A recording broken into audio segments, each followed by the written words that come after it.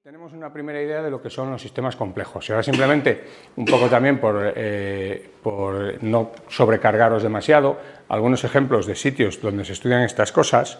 El más famoso es el Instituto de Santa Fe, que se fundó en los años 80, Santa Fe está en Nuevo México, en Estados Unidos, y es un centro privado, siempre me gusta remarcar esto, que sostienen muchísimas compañías que van desde la Toyota hasta la banca suiza, y hoy en día está trabajando en tres temas fundamentales: física y computación de sistemas complejos, comportamiento humano, instituciones y sistemas sociales, y sistemas vivos, emergencia, jerarquía y dinámica.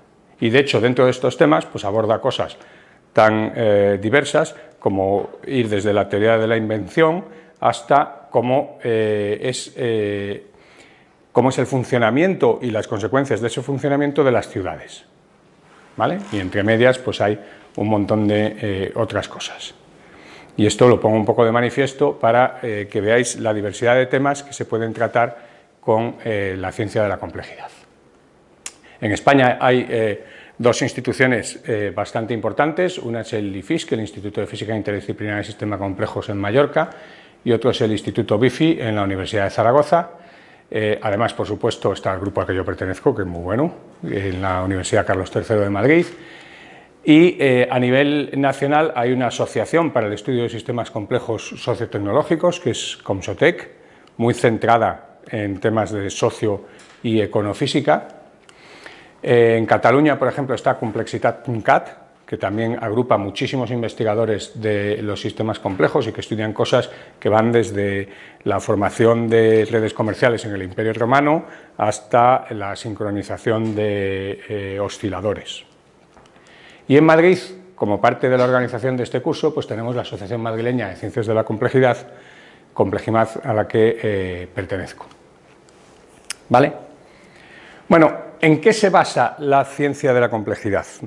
Me vais a dejar que beba un poquillo de agua. Aquí tengo una pequeña parte de charla de palabras raras, pero bueno, voy a intentar explicaros un poco lo que quiere decir cada cosa. Desde mi punto de vista hay dos ingredientes básicos en la ciencia de la complejidad que vienen de la física. Uno es la mecánica estadística y otro es la ciencia no lineal. Por mecánica estadística, como os decía antes, entendemos la ciencia que intenta explicar la termodinámica, es decir, el comportamiento de los objetos o de masas, digamos, grandes.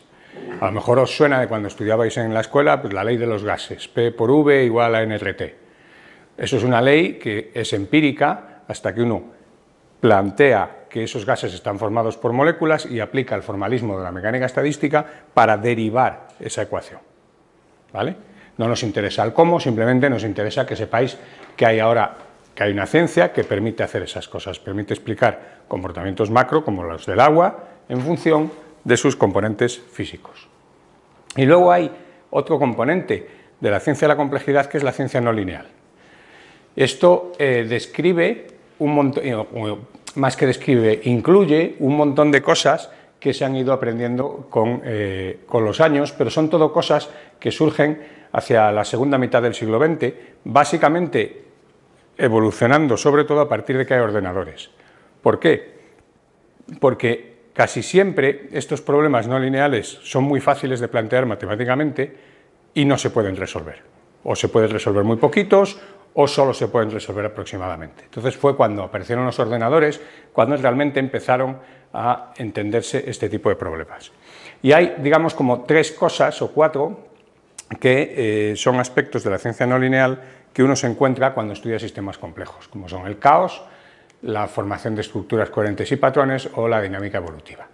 Y como os decía, todo esto empieza a progresar de verdad a partir de que en los años 90 los ordenadores se vuelven algo fácil de conseguir y la gente puede utilizarlos para abordar estos problemas. Entonces, por ejemplo, en física nos encontramos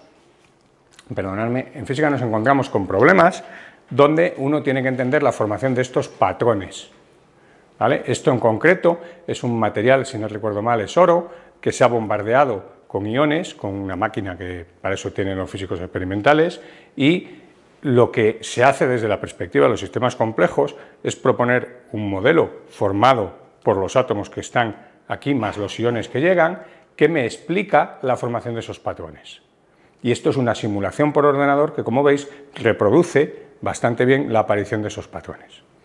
De la misma manera, en otro régimen de bombardeo, desde aquí se están bombardeando el material con los iones, aparece este otro patrón, estas líneas, que de nuevo el modelo de simulación tiene que poder explicar. Fijaos en una cosa en la que me gusta insistir también. A los físicos no nos suele importar demasiado el detallito. Es decir, no nos suele importar demasiado si estas líneas que me salen aquí me predicen un tamaño del patrón de 10 Armstrongs o me lo predicen de 12. Lo que no quiero es que me lo predigan de 1 metro, ¿vale? Pero sí entender que me aparece un patrón y que tiene un tamaño razonablemente cercano al del fenómeno que estoy simulando. Como esos fenómenos, también se pueden entender otros, como este. Esta es una cosa muy curiosa, esto es una estructura coherente, pero en realidad es un fenómeno emergente, porque aquí lo único que hay es una piscina de bolitas que se pone en un cacharro que la hace vibrar. Y a ciertas frecuencias se forma esta cosa, que se llama oscilón, que oscila como si fuera un objeto independiente. Pero sin embargo está formado porque hay un montón de bolitas que están haciendo algo juntas. Después volveré a qué interacción hay aquí. En el caso de esto hay las interacciones que hay en un material, aquí simplemente algo que luego cuando hable de coches voy a llamar volumen excluido. Y por supuesto aquí tenéis otro patrón que aparece en el universo, que es la estructura de las diferentes galaxias. En economía ya he mencionado varias veces ejemplos y, perdonadme otra vez, aquí lo que se ha hecho es estudiar cómo son las desviaciones de las ganancias o las pérdidas en distintos regímenes de compra y de venta, es decir, cuando se mira las compras y las ventas a tiempos muy cortos o a tiempos muy largos. En ese caso es muy curioso lo que sale, porque lo que se observa es que a tiempos muy largos, cuando yo compro hoy y vendo dentro de 3 meses, y lo hago esto muchas veces, pues lo que me va a salir es básicamente gaussiano, es decir, pues como una distribución normal de comprar y vender. Sin embargo, en el corto plazo la distribución es totalmente distinta y de eso se intentan aprovechar todas estas historias que hay ahora de comercio ultra rápido con algoritmos que mueven dinero en milisegundos y que pagan por tener la sede 2 kilómetros más cerca para ganar unos milisegundos. Entonces, todo eso pasa en el corto tiempo y ahí hay muchísimo que estudiar. También se puede entender un sistema complejo en economía en términos de redes. Esto es una cosa que aparece recurrentemente en las redes, es decir, cómo están conectadas unas cosas con otras, y en este caso se puede utilizar, y de hecho se ha utilizado, viendo cómo determinados agentes en bolsa compran o venden para detectar si hay flujo de información privilegiada. Los patrones de compra cambian cuando se están usando informaciones privilegiadas. Otra idea parecida es utilizar las relaciones entre empresas para detectar fraude. También se basa en técnicas de este estilo. Y así podría estar poniendo los ejemplos pues, bastante rato. ¿Vale? En sociología nos van a aparecer también, pues como os decía, normas, pero también nos va a aparecer cosas como la dinámica cultural, como la cooperación, que es una de las cosas en las que yo trabajo y de la que espero contaros algo. En el caso de la cooperación, es algo que se estudia utilizando teoría de juegos en economía, y lo que se suele intentar entender es por qué nos ayudamos unos a otros cuando, si uno piensa evolutivamente en términos darwinianos, no me interesa ayudar a nadie. Lo que me interesa es aprovecharme de los demás. Sin embargo, si funcionamos como sociedad es porque hay un cierto grado de cooperación y de división del trabajo, y eso no se puede entender de una manera fácil, y ese es un problema en el que se viene trabajando bastante tiempo. También hay cosas muy interesantes que se han hecho en torno a la dinámica cultural. Por ejemplo, hay un problema del que no voy a hablar, que es el por qué, si cada vez estamos más globalizados y nos hablamos con más gente e interaccionamos con más gente, ¿por qué no tenemos una única cultura?